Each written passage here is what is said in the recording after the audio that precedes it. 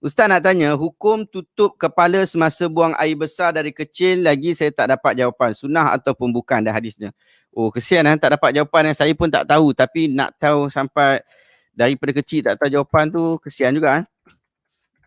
Hukum tutup kepala. Kita tengok dekat Google kata apa dulu.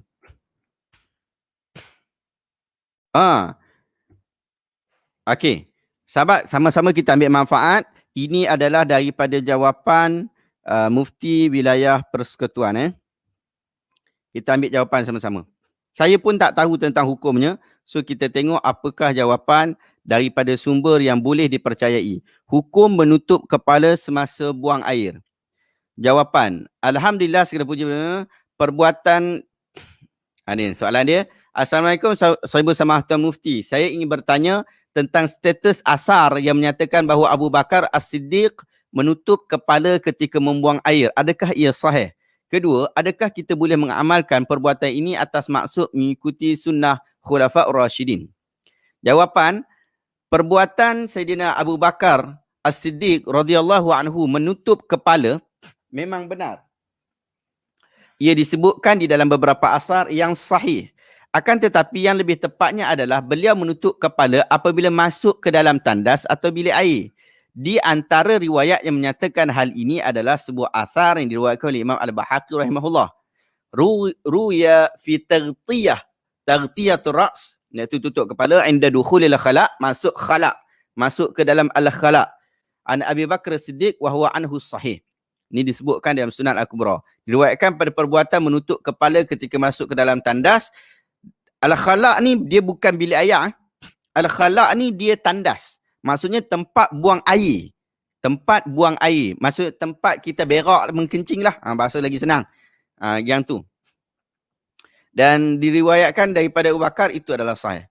Walaupun begitu tidak dinafikan bahawa terdapat beberapa riwayat lain yang turut menyentuh berkenaan bab menutup kepala ketika masuk ke dalam tandas.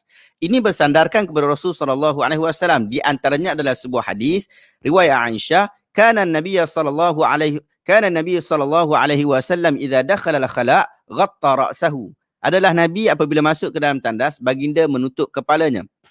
Demikian juga hadis yang diriwayatkan oleh Habib bin Salih rahimahullah yang berkata, kana Rasulullah SAW idza dakhala al-khala' labisa hidha'ahu wa ghatta ra'sihi. Dia memakai seliparnya dan juga menutup kepalanya. Kedua-dua hadis ini walaupun bagaimanapun pun dikritik berkenaan status kesahihannya. Hadis Aisyah dinilai dhaif oleh sebahagian ulama hadis disebabkan perawi dia dalam sanadnya dikritik. Manakala hadis Habib dinilai dhaif kerana ia hadis mursal, iaitu diriwayatkan terus dari tabi'in kepada Rasulullah SAW tanpa melalui seorang sahabat Nabi. So kita tahu hadis mursal adalah hadis yang dhaif ringan. Hadis mursal adalah hadis dhaif ringan. Adapun riwayat daripada Abu Bakar merupakan riwayat yang sahih, di samping dikuatkan lagi dengan beberapa riwayat lain yang juga datang daripada beliau radhiyallahu anhu. Justru berdasarkan hal ini kita berhujah berdasarkan riwayat Bakar yang sahih berkenaan isu menutup kepala apabila masuk ke tandas. Jadi kesimpulannya perbuatan ini adalah sunat dan boleh untuk kita lakukan. Alhamdulillah. So dapat jawapan dah. Daripada kecil tak dapat jawapan, alhamdulillah dapat jawapan. Harap-harap dapat. So sunnah atau tak? Ya sunnah. Ia adalah salah satu sunnah.